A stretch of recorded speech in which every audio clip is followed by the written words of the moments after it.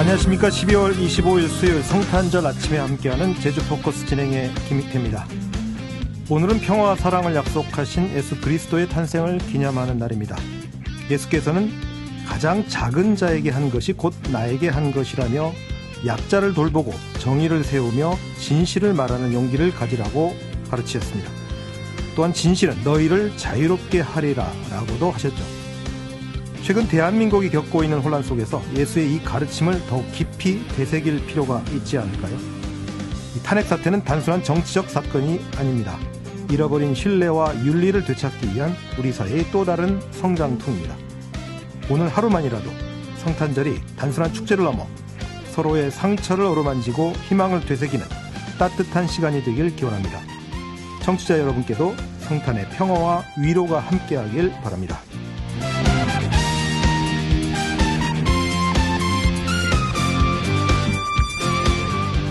천주교회는 그동안 한국 사회가 처한 현실에 등을 돌리지 않고 맞서 목소리를 내왔습니다. 제주교구 역시 마찬가지였죠. 제주 현실에 적극적으로 발언하는 사제와 신자들이 있었기에 가능한 일인데요. 오늘 성탄절을 맞아서 천주교 제주교구 문창우 교구장을 스튜디오에 모셨습니다. 어서 오십시오. 예, 안녕하십니까. 반갑습니다. 네, 반갑습니다. 천주교 제주교구장의 척자신지 5번째 맞는 성탄절이네요. 예. 네네네. 어젯밤 성탄전야 미사 집전하셨는데 어떤 성탄 메시지 전하셨습니까? 예, 무엇보다도 우리 한국 국민들 또 우리 제주 사회 안에서 이게 비상경과 탄핵이라는 여파가 어느 때보다도 우리 사회를 혼란스럽게 했고, 그래서 예수님의 성탄의 메시지 역시 오늘 우리가 살고 있는 이 시대 또 이 순간 정말 그분께서 어떤 메시지 아기 예수님으로 오셨다라고 하는 의미를 어떻게 전달할 수 있을까.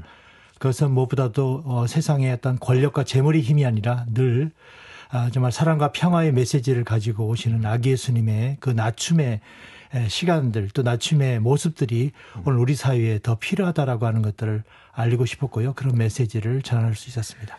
네, 좀 여쭤볼 말이 되게 많은데 먼저 좀 개인적인 질문들이 좀 몇 가지 있거든요.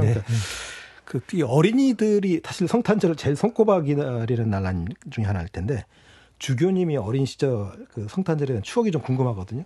네, 저는 어릴 때 이렇게 본래 이렇게 저희 집안이 천주교 집안이 아니었거든요. 네. 근데 이제 늘 성탄절이 되면 아시는 것처럼 그 주변의 교회나 성당에서는 이렇게 아이들을 위해 가지고 성탄 선물들을 많이 준비했는데요. 제가 살고 있는 집 근처에는 성당도 있고 교회도 있었습니다. 네. 그래서 또 이렇게 예배나 미사 시간이 좀 달랐기 때문에 그 성탄 선물을 많이 받고 싶어가지고 이리저리 다니면서 그런 설레임을 가지고 다녔던 그런 추억이 있습니다. 저도 어릴 때 교회 성당에 안 갔던 것 같고 교회 갔던 것 같은데 가까이 교회가 있어가지고 어떤 선물이 제일 기억에 남으신가요? 무엇보다 이제 어린이에게는 먹을 것, 네, 또 그런 것들이 더 관심이 많고요. 그때 유행 한다라기보다는 아이들이 이제 쉽게 이제 접할 수 없었던 그런 과자 선물 같은 것들이 더 이렇게 인상 깊게 다가왔던 것 같습니다. 그 세례명이 보니까 비오더라고요. 네네네. 전 처음에 들을 때 비가 오나 뭐 이런 예. 비오인데 충실한, 경건한 이런 뜻을 가진 라틴어에서 이런 이름이라 알고 있습니다. 네네네. 이 이름 주교님께 어떤 의미를 가지고 있습니까? 네, 보통 가톨릭 교회에서는 이게 교회 어떤 훌륭히 살았던 일꾼이나 성인들의 이름을 본따 가지고 하는데요. 저도 이게 비오의 본명을 가졌던 여러 교황님들이나 또 그분들의 또 이름을 선택하게 됐는데 말씀하신 것처럼 충실하다, 경건하다는 뜻을 가지고 있는데 보통 저희 천주교 행사를 할 때 보면 제가 본명이 비오고 또 앞에 전임 교구장님이 강우일 주교님이라 가지고 저하고 주교님만 나타나면 막 비가 온다고 하는 농담들을 던지면서 하여튼 그런 상황들을 발생할 때마다 또 재미있는 광경들이 있는 것 같습니다. 보통 세례할 때 신부님이 주시나요? 아니면 본인이 선택을 하나요? 이런 경우? 보통 둘 다 가능한데요. 처음에 아무 그런 이름에 대한 것들을 잘 모르는 분들은 신부님이나 수녀님 아니면 주변의 은인들 통해서 추천해 달라고 하기도 하고 또 어떤 분들은 또 나름대로 여러 어떤 조사나 또 주변의 이야기들을 들어가지고 나는 이 이름이 담겨 있는 뜻이 더 깊어서 또 내가 추구하려고 하는 삶하고 너무나 닮아서 그런 거를 본받고 싶다라고 하는 경우들이 있습니다. 그럼 주교님은 직접 선택하신 경우는? 네네. 그 당시 저는 그 당시 이게 선택하게 된 거는 사실 이런 의미적인 것보다는 되게 이제 성당에도 보면 본명이 영명 본명들이 이제 다양해 있는데 네. 좀 많이 쓰지 않고 있는 게 있었던 거, 좀 특별한 것 이런 것들을 생소하게 이렇게 택하게 돼서 저도 그럴 때 그렇게 했었던 것 같습니다. 또 이 사목표어라고 하죠. 이게 자신의 사목 활동의 방향을 요약한 문구라고 그렇게 알고 있는데 네네. 이게 불교에서 얘기하는 뭐 화두하고도 좀 비슷한 개념인 것 같기도 하고요. 비슷하다고 할 수 있습니다. 예. 주교님께서는 요한복음에 나온 하나가 되게 해주십시오라고 정한 걸로 알고 있습니다. 이 의미가 무엇입니까? 예, 뭐 성직자로서 사제로서 또 제가 이게 지금은 주교로서 살아가면서 정말 이렇게 예수님 말씀 중에 가장 마음에 드는 말씀을 이렇게 선택을 하게 돼 저는 하나 되게 해주십시오라고 했는데요. 이 장면은 요한복음에 나오는 장면인데 예수님이 이렇게 세상 십자가상에 돌아가시기 실 때 어떤 마지막 유언으로서 나는 이런 마음을 여러분들에게 꼭 전달하고 싶다라고 하는 몇 가지가 있었는데 네. 그중에 이제 하나가 되십시오라는 장면이고요. 예.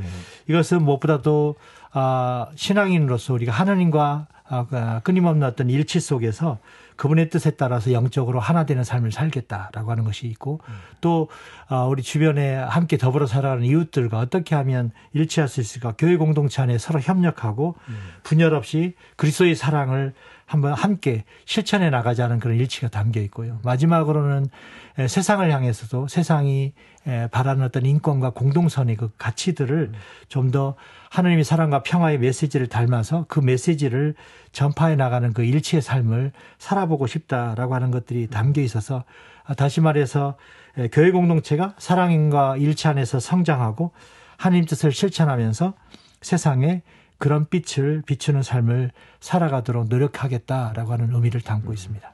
이게 예수님의 일종의 유언이나 마찬가지죠. 맞습니다. 2020년에 제주 출신의 첫 제주 교구장이 되셨습니다. 그때 기자간담회에서 경청, 개방, 헌신 요 세 가지를 약속하셨더라고요. 네. 어떻습니까? 잘 지켜오신 것 같습니다. 예, 무엇보다도 모든 기대를 충족시킨다라고 하는 것이 쉽지 않은 것 같습니다. 그러나 나름대로 그동안 약속한 바를 지키기 노력을 했었었는데요.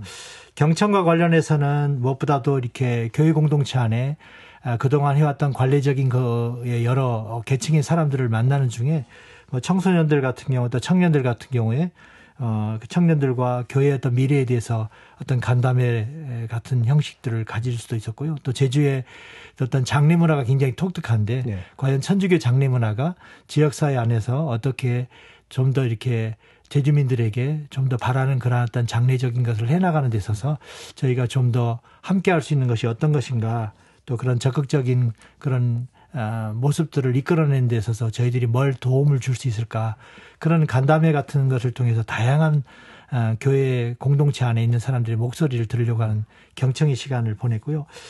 개방적인 것에 관련된 것은 무엇보다도 제주의 가장 큰 문제 중에 하나가 제주 4.3이기 때문에 이 제주 4.3이 역사적이고 사회학자들을 중심으로 많은 정리는 돼 있는데 이 한 인간이 파괴되고 또 그러한 인류의 어떤 그런 고통 속에 가장 큰 그런 삶의 그런 죽음에 이르는 여정 속에 경험됐던 시간이기 때문에 이거를 어떻게 교회가 세상과 분리되지 않고 세상 속에서 함께 더불어 살아가는 공동체의 역할을 해야 되지 않는가. 그런 안에서 4.3의 치유와 회복을 위해서 어느 누구보다도 노력을 하려고 하는 노력이 있었고요. 네. 세 번째 헌신적인 면에서는 무엇보다도 지역사회에 아직도 사회의 어떤 약자, 소외된 이웃을 돌본다라고 하는 것이 중요한 것 같고 또 그런 어떤 긍정적인 평가도 있는 듯합니다. 그러나 그럼에도 불구하고 오늘 제주 사회가 나아갈 그런 올바른 길 앞에서 저희들이 할 수 있는 봉사와 헌신이 무엇인가를 매일매일 물어보고 그런 응답을 하도록 노력해 왔던 것 같습니다. 아까 하신 말씀 이제 하나씩 살펴볼 텐데 지금 눈에 띄는 게 있다. 경청 관련해서 장례 문화 아까 언급하셨어요? 네네네. 그거 어떤 식으로 개선했다는 말씀 구체적으로 말씀해 주실 수 있을까요? 네, 지금은 예전에는 매장 중심이었는데 네. 지금은 이제 이렇게 보러 이렇게 낙골당 같은 걸 많이 하잖아요. 가죠. 네. 네. 근데 지금 저희 그 황사평에 가면 천주교 묘역이 있는데 네. 그동안 매장으로 많이 이용을 되다가 이제 낙골당을 해놓긴 했는데 약간 너무 급하게 하다 보니까 좀 약간 이렇게 제주도민들이 볼 때는 뭔가 이렇게 부족한. 예를 들어서 뭐냐면 제주분들 같은 경우는 무속적이고 불교적인 영향이 있다 보니까 뭔가 어떤 그런 장례라고 할 때 어떤 지붕도 있어야 되고 뭔가 바람이나 이런 비바람이나 눈 같은 것들을 막을 수 있는 장소여야 되는데 저희는 노출공법을 하다 보니까 어떤 분들이 우리 어머니, 우리 할머니 눈 맞는다, 비 맞는다 이런 이야기를 하고 계셔가지고 좀 시설을 좀 경건한 공간에 관련된 고민도 있고요. 그리고 또 그곳이 신축교환과 관련된 장소이기 때문에 제주민들에게도 또 개방할 수 있는 그런 여지를 찾아야 되지 않겠냐. 그러려면 단순히 어떤 천주교의 어떤 종교적 공간만이 아니라 제주도민들에게 열린 공간으로서 그런 것들을 준비하고 있고요. 그런 계획 안에서 2, 3년 향후 안에 그곳에 좀 더 이렇게 작은 어떤 추모 공간과 같은 것들을 이렇게 준비하려고 하고 있습니다. 무슨 말씀인지 이해가 갑니다. 항상 천주교 얘기 들을 때마다 이 종교 간 벽이 좀 없는 것 같아요. 그러니까 어떤 불교적이라든지 어떤 그 토속적인 그 지역민들의 어떤 정서들을 좀 많이 받으려고 하는 뭐 이런 노력들이 많이. 예, 이거는 1963년, 65년에 열렸던 공회라는 것이 있는데 제2차 바티칸 공회가 있는데 이 공회는 매년 오랫동안 교회 안에서 중요한 문제가 있을 때 신야 공동체가 함께 어떤 합의를 이루고 그 안에서 어떤 비전을 찾아간 건데, 근데 제2차 바티칸 공회 전에는 이렇게 세상을 향해서도 어떤 개방의 자세보다는 좀 폐쇄적이고 약간 가톨릭의 어떤 고유성들을 강조해버린 문화우월적인 그런 태도들도 없지 않아 있었었고, 그러한 것들을 이렇게 교회가 진행해 오면서 반성을 했었던 제2차 바티칸 공의를 통해서 세상과의 개방, 문화와의 만남, 타종교와의 대화라고 이런 것들의 화두들을 던지면서 교회가 어떤 가톨릭이 담고 있는 보편성이라고 하는 것들이 결국 세상 사람들에게 그런 보편적인 가치를 어떻게 함께 공유할 수 있을까라고는 고민 속에서 그 제2차 바티칸 공회가 열렸고 그 제2차 바티칸 공회에 담겨져 있는 가치들을 실현하다 보니까 어쩌면 오늘 이 시대에 한국의 국민들뿐만 아니라 제주도민들이 바라고 원하는 것들을 함께 문화 안에서 찾아보려고 하고 그러한 것들을 함께 해나가는 공동선적인 자세들을 가지다 보니까 그런 안에서 어떤 종교의 벽이 좀 허물어진 모습으로 비춰지고 있는 것이 아닌가 생각합니다. 사실 종교가 사랑과 평화를 얘기하지만 그 종교라는 이름으로 수많은 전쟁이 벌어지고 지금도 사실 종교라는 이름으로 좀 전쟁이 맞습니다. 벌어지고 있는 현실을 보면 되게 중요한 말씀이신 것 같습니다. 자, 그러면 지역 현안에 대해서 한번 하나씩 여쭤보고 싶은데 천주교 제주 교구 하면 어쨌든 이 정치적인 이슈라고 할 수도 있는 문제, 그러니까 지역의 현안 문제, 중요한 문제에 대해서 지속적으로 목소리를 내고 있는데 과연 종교인으로서 이런 사회 문제에 관심을 갖는다. 이게 어떤 의미를 갖는다고 보십니까? 예, 뭐 지속적으로 목소리를 내는 것은 종교의 본질적인 역할과 깊이 연결되어 있습니다. 종교는 단순히 그냥 개인적인 신앙생활에 국한되지 않고 그 공동체의 삶과 사회적 정의를 추구하는 데 중요한 역할을 하는 것입니다. 특히 천주교회는 가톨릭 사회교리의 근간에 따라서 인간의 존엄성이나 또 공동선이나 연대나 뭐 정의의 실현을 강조해 왔는데요. 이런 가르침은 교회가 진즉 사회 문제에 관심을 갖고 행동하도록 촉구하는 것입니다. 그래서 천주교 제주교구도 이런 지역사회와 연결되면서 종교적 신념이 그냥 단순히 교리적인 선을 넘어서 구체적으로 지역사회가 갖고 있는 사회적인 문제들을 함께 고민하고 그런 것들을 동참하는 것이 그 의미가 크다라는 생각이 들었고요. 그래서 이렇게 신앙과 또 삶이 일치되는 모습을 보여줌으로써 교회가 사회를 향해서 갖고 있는 책임이 크다. 그리고 그 역할을 다해야 된다라고 생각하고 있습니다. 우리가 보통 4.3 정신 얘기할 때 이제 박제화됐다라는 평가를 많이 하는데 이제 그런 박제화에서 벗어나서 현실과 접목했을 때 진정한 종교의 의미를 우리가 실현시킬 수 있다. 네, 그렇습니다. 어쨌든 이 얘기는 안 여쭤볼 수가 없는데 현재 지금 비상계엄과 탄핵 사태로 전 국가가 큰 혼란입니다. 이번 사태 어떻게 보고 계십니까? 예, 뭐 굉장히 놀랐고요. 또 정말 대통령이 정말 이럴 수 있을까라고 하는 감정이 가장 컸었고요. 그런 안에서 국민들이 가졌던 분노와 또 그 마음을 함께 고민하면서 과연 이게 정말 어떤 방향으로 흘러갈 것인가라는 고민이 있었는데요. 그래서 지난 2024년 12월 3일 날 대통령이 반국가 세력 척결을 명분으로 비상계엄을 선포했고 또 국회는 즉각적으로 계엄 해제 결의안을 만장일치로 통과시키면서 다행히 6시간 만에 이렇게 계엄령이 해제됐습니다. 그래서 국내적으로 굉장히 논란을 불러일으키게 되고 또 여러 곳에서 이렇게 시민단체나 법조계에서도 헌법과 법률을 위반한 그런 이원적 조치라고 비판이 나오게 됐고 또 이러한 것들을 통해서 이제 국제사회도 외신들이 한국 민주주의가 위협받는 상황에 대해서 우려하면서 앞으로 우리의 어떤 한국 사회의 어떤 미래들을 이렇게 함께 지켜보고 있었었는데요. 천주교 제주교구는 이렇게 시국미사를 함께 동참하면서 이제 우리 사회의 어떤 정의와 민주주의 수호에 대한 책임감을 내야 된다. 그리고 정말 종교인으로서 사회적 윤리적 나침반으로서 그런 올바른 방향을 제시하면서 국민과 함께 또 제주도민과 함께 민주주의를 수호하는 데 앞장서야 하는 것이 우리의 역할이 아닌가라는 생각을 하면서 좀 더 앞으로 벌어질 상황에 대해서도 정말 지켜보고 있고요. 좀 더 그러한 것들이 올바른 해결을 위해서 끝까지 함께 하겠다는 말씀을 드리고 싶습니다. 사실 이런 유연적 상황을 놓고 어떤 정상적 우리 사회 상식의 상식을 인정하시는 분들은 정당한 처벌을 해야 한다 이런 목소리가 되게 높거든요. 근데 이럴 때마다 항상 나오는 예수님 말씀 있지 않습니까?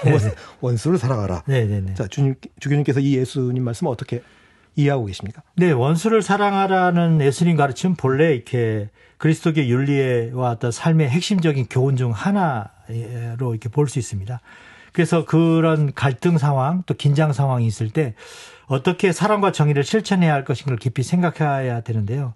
그러나 이 말씀은 단순히 개인적인 어떤 용서나 관용을 넘어서 복잡한 사회 정치적 문제를 대할 때도 중요한 의미를 갖습니다. 그래서 원수를 사랑하는 말씀의 의미를 구체적으로 보면 첫 번째는 개인적인 차원에서는 그냥 증오하거나 보복하는 악순환에서 좀 벗어나라라는 초대를 할 수 있고요.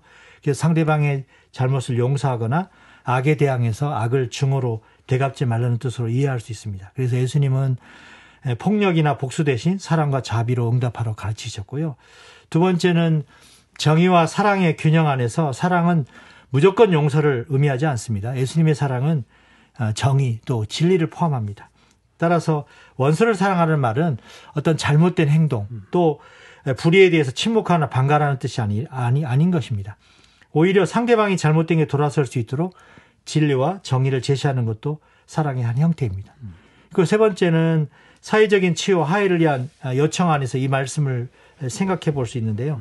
무엇보다도 상대방을 용서하는 데도 그치지 않고 평화로운 상태로 우리 사회가 나아갈 수 있도록 한다는 데 포함시킬 수 있는 내용들이고요.